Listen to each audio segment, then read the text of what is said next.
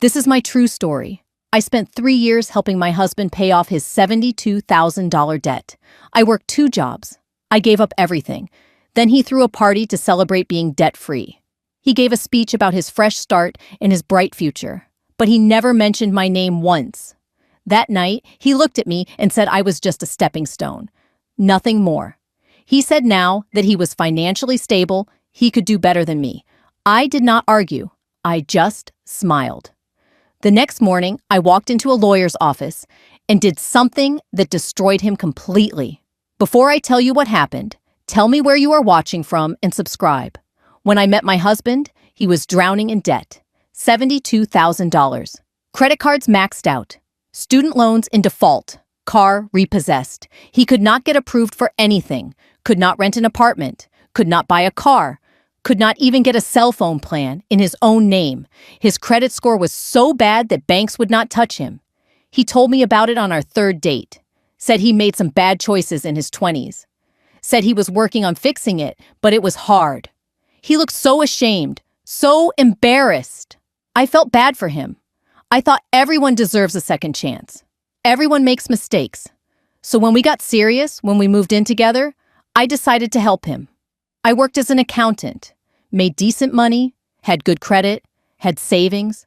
I could help him get back on his feet. That is what you do when you love someone. You help them. I started paying off his debts one by one. $500 here, $1,000 there, whatever I could afford each month. But it was not enough. The interest was killing him. So I started working overtime. Picked up a second job on weekends doing bookkeeping for small businesses. Worked 60 to 70 hours a week. Every extra dollar went to his debt. I stopped buying new clothes, wore the same 5 outfits over and over until they were falling apart. My car was 12 years old and barely running. The check engine light was always on, but I could not afford to fix it or buy a new one. Every penny went to his debt. My friends would invite me on trips, weekend getaways, girls' nights out. I always said no, could not afford it. Was too busy working. They stopped inviting me after a while. I stopped seeing them. Stopped having time for anything except work and sleep. My savings account that I spent 5 years building went from $15,000 down to almost nothing. Every month, I transferred money out to pay his credit cards, his student loans, his collection accounts, watched my hard-earned money disappear to fix problems I did not create. But I did not complain. I loved him. We were building a future together. That is what I told myself. This was temporary. Once his debt was paid off, we would get married, buy a house, start a real life together. He would pay me back eventually. We were a team. 3 years. 3 years of working myself to exhaustion. 3 years of sacrifice. 3 years of putting his needs before my own. And finally, after 3 years, the last payment cleared. His debt was gone. $72,000 paid off. His credit score went from 500 to 700. He could finally qualify for things again. Could rent an apartment in his name. Could buy a car. Could get credit cards. He was free. Free from the burden that I had carried for him. Free because of my sacrifice. Free because I destroyed myself to save him. The day his last payment cleared, he threw a party. Did not ask me if it was okay.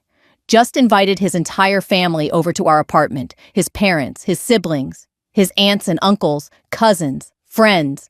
20 people crammed into our small living room.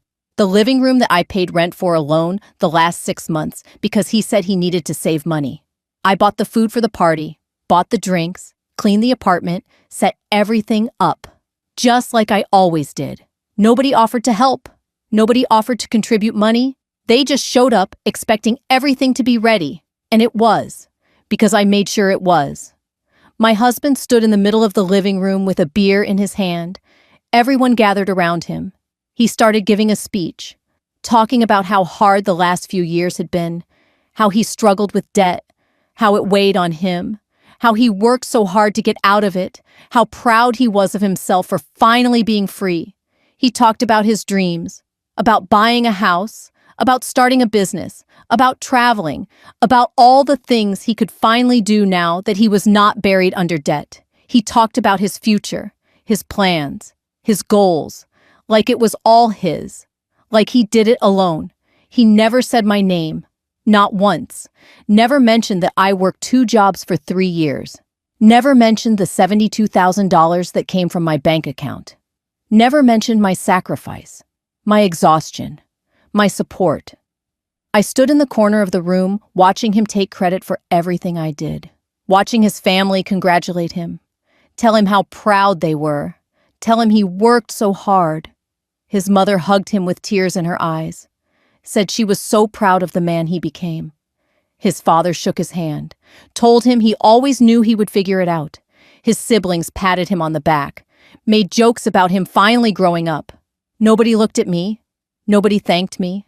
Nobody acknowledged I existed. I was invisible, a ghost in my own home. I went to the kitchen to refill the snack bowls, to clean up plates, to do what I always did, serve everyone else while getting nothing in return. One of his cousins came into the kitchen, looked at the food and said it was good. Asked if I made it. I said yes. She said thanks and walked away. That was it. The only acknowledgement I got all night. After a few hours, everyone left. His family hugged him goodbye, told him again how proud they were, how happy they were for him.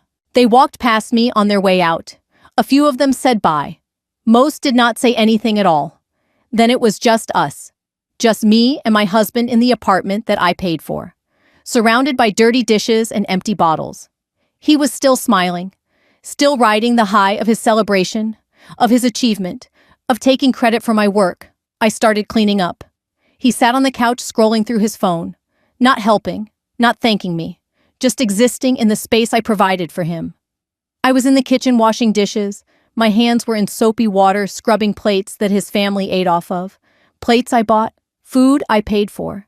He walked in and leaned against the counter, just stood there watching me clean. I thought maybe he was finally going to thank me, finally going to acknowledge what I did for him, finally going to say something that showed he appreciated me. But that is not what happened. He looked at me with this expression I had never seen before, cold, distant, like he was looking at a stranger. Not his girlfriend of 3 years, not the woman who saved him, just some random person. Then he spoke. His voice was casual, like he was talking about the weather, like what he was about to say was not going to destroy everything. You know, you were really just a stepping stone, nothing more than that. I stopped washing the dish in my hand, stood there frozen, water dripping off my fingers back into the sink. Did I hear him correctly? Did he really just say that? He kept talking, did not even notice or care that I was in shock. I have been thinking about it. Now that I am financially stable, I can finally do better. I outgrew you. I need someone on my level now, someone who matches where I am in life. You were helpful when I needed help, but I do not need that anymore. I need a partner who is actually successful, not someone who just works all the time. Every word felt like a knife. He was saying I was not good enough. The woman who destroyed herself for him was not good enough. The woman who worked 70 hours a week to pay his debt was not successful enough. The woman who gave up everything was not on his level. His level. The level I put him on. The level he could not reach without me. And now that he was there, now that I got him there, he was kicking me off, using me as a stepping stone and moving on to something better. I turned off the water, dried my hands slowly, turned to look at him. Really? Look at him. I waited for him to laugh, to say he was joking, to say it was a bad joke and he was sorry, but he did not laugh. He just stood there, waiting for me to react, waiting for me to cry or scream or beg him to stay. That is what he wanted. Drama, a reaction, proof that he hurt me, proof that he had power over me, but I did not give him that. I just looked at him for a long moment. Then I nodded. I understand. My voice was calm, flat. He looked almost disappointed, like my calm reaction was not what he expected, like he wanted me to fall apart so he could feel important. That is it? That is all you have to say? I shrugged. What else is there to say? You made yourself very clear. I walked past him, went to the guest bedroom, closed the door, left him standing in the kitchen alone. I could hear him in our bedroom later, scrolling through his phone, probably already on dating apps looking for his upgrade. I laid in the guest bed, staring at the ceiling. My mind was racing, but I was not crying. I was not falling apart. I was thinking, planning, because here is what my husband forgot in his moment of cruelty. I was an accountant. Documentation was literally my job. Being detailed and organized was what I did for a living. Every single dollar I gave him over the past 3 years was documented. Every payment I made toward his debt was tracked. I did not just hand him cash and forget about it. I kept records, detailed records. I went to my laptop and opened my files. I had a folder labeled Financial Records. Inside that folder was another folder labeled Loan to Husband. Yes, loan, not gift, loan. Every bank transfer had a memo. Every single one. Loan repayment for credit card debt, loan repayment for student loans, loan repayment for collections. Every payment marked clearly as a loan, not a gift, not help, a loan that was expected to be repaid. I had text messages saved, conversations where he promised to pay me back once he got on his feet, messages where he said we were partners and he would make it up to me, messages where he talked about our future and how grateful he was for my help. I had emails, long emails we sent back and forth discussing our financial partnership, how we would tackle his debt together, how once it was paid off we would focus on building wealth together, how he would contribute equally once he was able. All of it saved, all of it backed up, all of it proof that this was not a gift. This was a loan, an agreement, a financial arrangement that he was obligated to repay. I also had something else, something he definitely forgot about. The house we lived in, the apartment he just threw a party in, the place he felt so comfortable calling his fresh start. Only my name was on the lease. When we moved in together 3 years ago, his credit was too bad to qualify. So I signed the lease alone, paid the security deposit alone, paid rent alone for 3 years. He contributed sometimes, maybe $300 here and there when he had it. But most months, it was just me. All documented, all tracked. The car he drove every day. The car he used to get to work, to see his friends, to live his life. Titled in my name. Only my name. Because again, his credit was too destroyed to finance a car. So I bought it, made the payments, paid the insurance, all in my name. He thought it was his car, but legally, it was mine. The savings account he thought we shared, that we talked about as our future, only my name on that account too. He never contributed a single dollar to it. It was my money, money I earned, money I saved before I met him and barely added to over the past 3 years, because every spare dollar went to his debt. Everything he thought was his, everything he thought he gained in his fresh start. It was all mine, legally, financially, in every way that mattered. And I had proof of all of it. I did not sleep that night.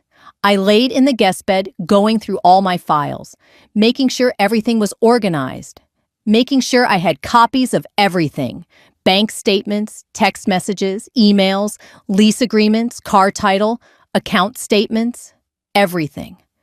At 7 in the morning, I got up, got dressed, did my makeup, put on my best work clothes.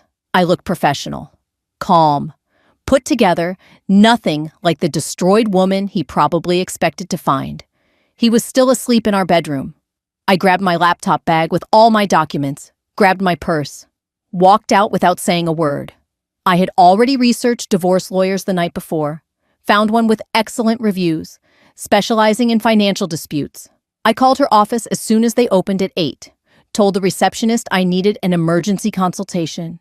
She said they were booked for weeks. I told her my husband just told me I was a stepping stone after I paid off $72,000 of his debt and I had full documentation.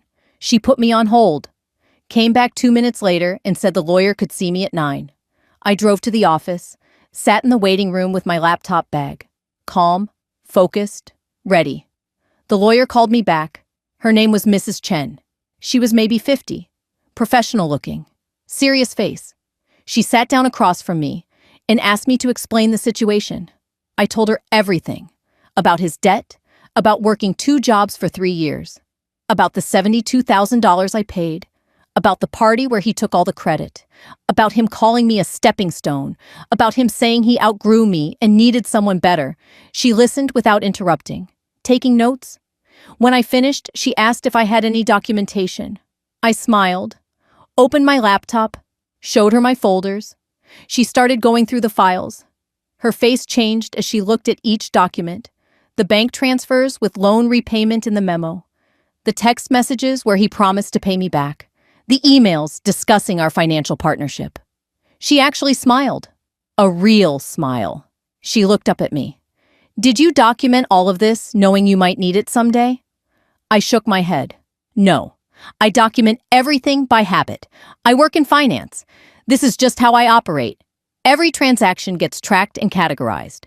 She leaned back in her chair. This is the most well-documented case I have seen in years. You have everything we need, bank records, written promises to repay, clear evidence this was a loan, not a gift, text messages showing his intent to repay. This is airtight.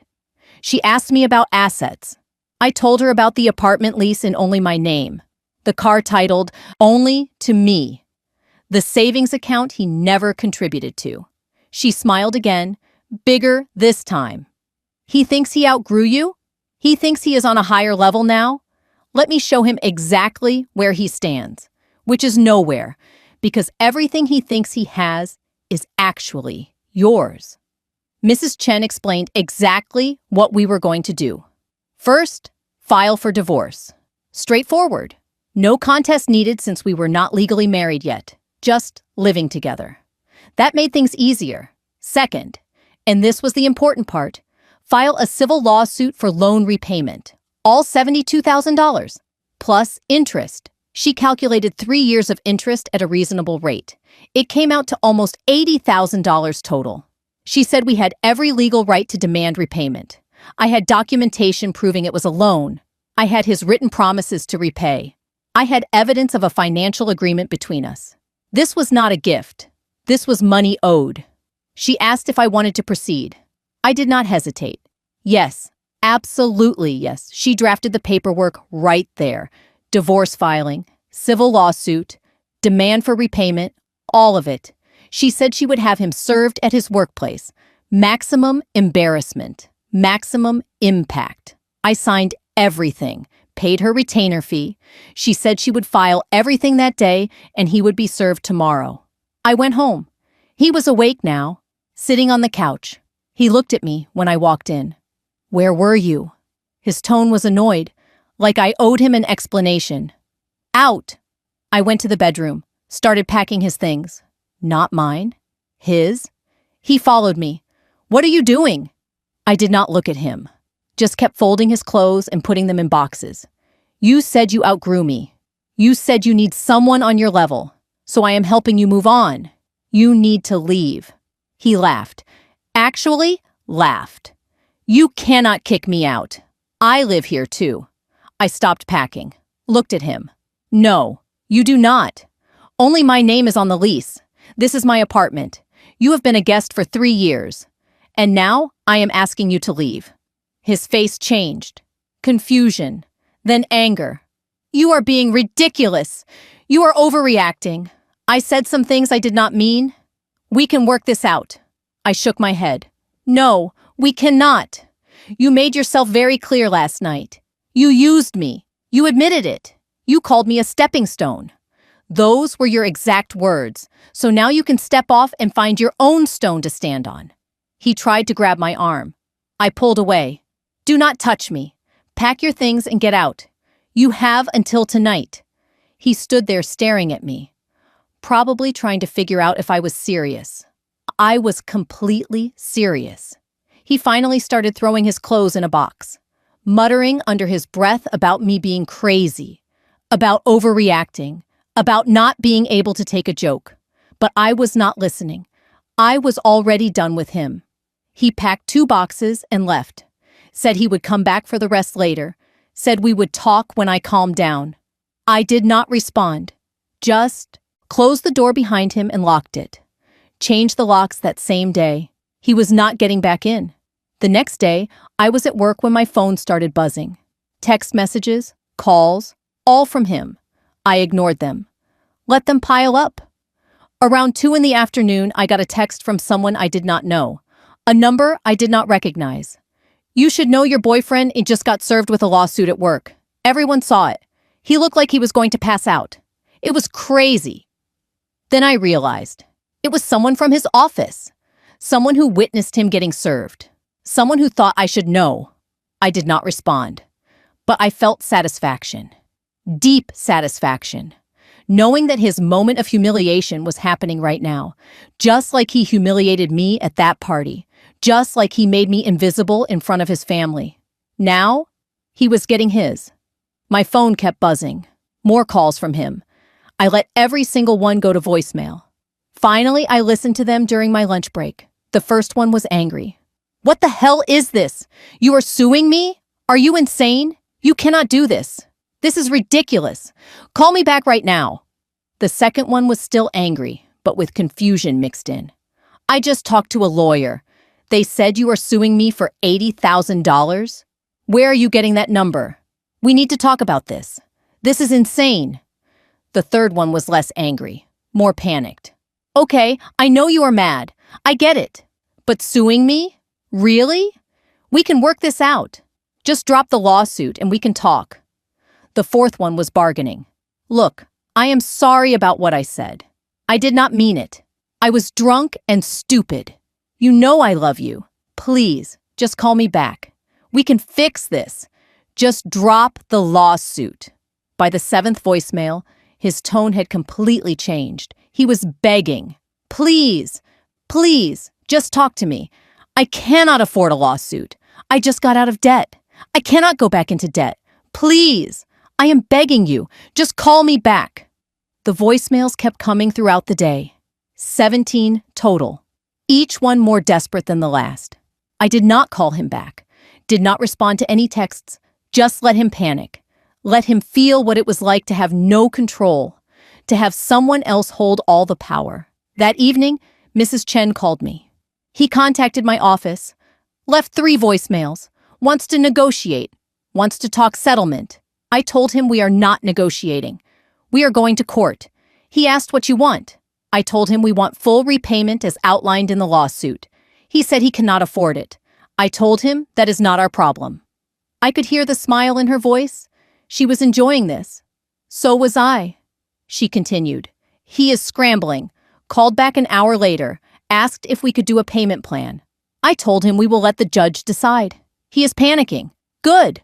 Let him panic. He should have thought about this before he used you. 2 days after he got served, his mother called me. I almost did not answer, but curiosity got the better of me. I wanted to hear what she had to say. Hello? My voice was cold, professional. She was crying, actually crying. Please, please, you have to drop this lawsuit. He cannot afford it. You're going to ruin him. He just got out of debt.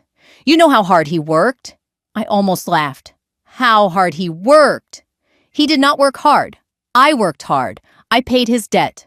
All $72,000 came from me. She kept crying. But you did that because you loved him. You cannot ask for it back now. That is not how love works. He called me a stepping stone. He said I was nothing more than a tool he used. He said now that he is financially stable, he can do better than me. So I am treating this like what it was. A loan, not love. A financial transaction that he needs to repay. She got angry then.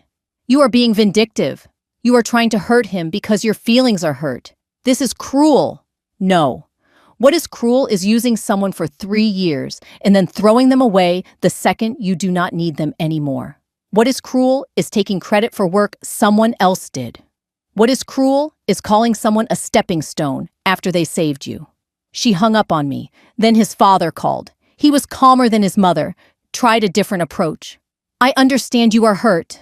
I understand my son said some things he should not have said. But a lawsuit? That seems extreme. Maybe we can all sit down and talk about this like adults. I am being an adult. I documented a loan. He agreed to repay it. Now I am asking for repayment. That is exactly what adults do. But $80,000? He does not have that kind of money. You know that. Then he can make payments or get a second job. Like I did for him? He sighed. You are really going to destroy him over this? I am not destroying him. I am asking for my money back. Money I earned, money I gave him with the understanding he would repay me. If that destroys him, that is his problem, not mine. He hung up too. Then the texts started coming. From his siblings, from his cousins, from family members I barely knew. All of them calling me horrible names, heartless, vindictive, gold digger, cruel, evil, telling me I was ruining a good man, telling me I should be ashamed, telling me karma would come for me. I read every single message, then I blocked every single number. They had their chance to see me, to acknowledge me, to thank me. They chose to ignore me, to make me invisible, to celebrate him while I stood in the corner. Now they wanted me to care about their opinions? Now they wanted me to have mercy? Too late. Way too late. I was done being nice, done being understanding, done being the person everyone used and nobody appreciated.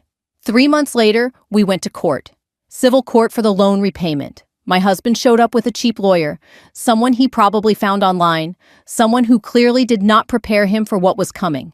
Mrs. Chen and I sat on our side of the courtroom. Calm, professional, ready. She had 3 folders full of evidence, bank statements, text messages, emails, loan agreements, everything organized perfectly. The judge called our case. Both lawyers approached. Mrs. Chen presented our case. She showed the bank transfers, pointed out the memo lines that said loan repayment, showed the text messages where he promised to pay me back, showed the emails discussing our financial partnership, showed his written acknowledgement that this money was borrowed and would be repaid. His lawyer tried to argue it was a gift, that couples help each other, that there was no formal loan agreement. Mrs. Chen shut that down immediately. Your Honor, the defendant's own text messages refer to this as money he would pay back. His own emails discuss repayment terms. His own words acknowledge this was a loan. The memo lines on every bank transfer say loan repayment. This is not a gift. This is a documented loan that the defendant is now refusing to repay. The judge looked at my husband. Did you promise to repay this money? My husband hesitated. His lawyer whispered something to him. He finally answered. Yes, but I thought we were building a life together. I did not think she would actually make me pay it back. The judge did not look impressed. So you did promise to repay it? Yes, but... And did you repay any of it? No, but I was going to... When? Silence. My husband had no answer. The judge looked at all the evidence, looked at the text messages, looked at the bank statements. Then he made his ruling. The evidence is clear. This was a loan. The defendant acknowledged it was a loan. The defendant promised repayment. The defendant has not repaid a single dollar. I rule in favor of the plaintiff. The defendant is ordered to repay $79,800, full amount due within 3 years. If not paid in full, wages will be garnished until the debt is satisfied. My husband's face went white. His lawyer tried to object, tried to argue for a lower amount. The judge was not interested. The evidence is clear. The amount is documented. My ruling stands. We walked out of that courthouse. I felt lighter than I had in years. Free, vindicated, victorious. Mrs. Chen shook my hand. Congratulations. You just won your life back. My husband stood outside the courthouse looking destroyed, looking exactly how I felt when he called me a stepping stone. His cheap lawyer was talking to him, but he was not listening. Just staring at nothing. I walked right past him. Did not look at him. Did not speak to him. Just walked to my car and drove away. He was not my problem anymore. He was his own problem now. The judge ordered him to repay every cent within 3 years. The same amount of time I spent saving him. Poetic justice. If he did not pay, his wages would be garnished. Money taken directly from his paycheck before he even saw it. Just like how my money disappeared for 3 years to pay his debt. Now his money would disappear to pay me back. I heard through mutual friends what happened to him after court. He could not afford to live on his own anymore, not with wage garnishment taking a huge chunk of his paycheck every month. He had to move back in with his parents. Back to his childhood bedroom. Back to having no independence, no freedom. Back to square one. The same place he was when I met him. Drowning in debt he could not escape. Except this time, there was no girlfriend working 2 jobs to save him. No one sacrificing everything to pull him out. He was on his own. Exactly what he wanted. To be free of me. To find someone on his level. Well, his level was rock bottom.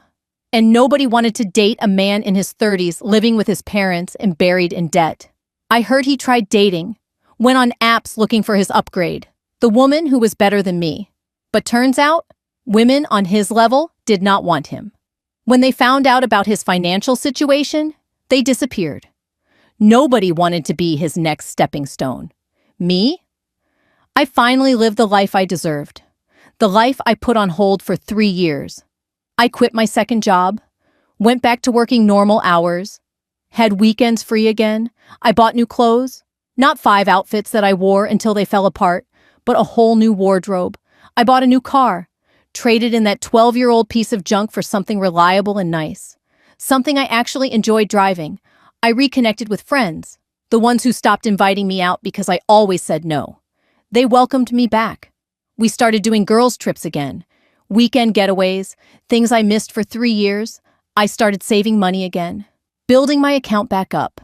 But this time, the money stayed mine. Nobody was draining it. Nobody was using it. Just mine. Growing every month. I even went on that vacation I always wanted. Took 2 weeks off. Went to Europe. Stayed in nice hotels. Ate at good restaurants. Did all the things I denied myself while I was saving him. And the whole time, his wage garnishment payments were depositing into my account. Every month, like clockwork. His money coming to me, repaying the debt he owed. It took him the full 3 years to pay me back. 3 years of struggling, 3 years of living with his parents, 3 years of watching other people live the life he thought he deserved. And when that final payment cleared, when the debt was finally paid, I felt nothing. No satisfaction, no victory. Just relief that it was finally over. He tried to contact me after the last payment. Sent me a message saying we were even now. Saying maybe we could talk. I deleted it without responding. We were not even. We would never be even.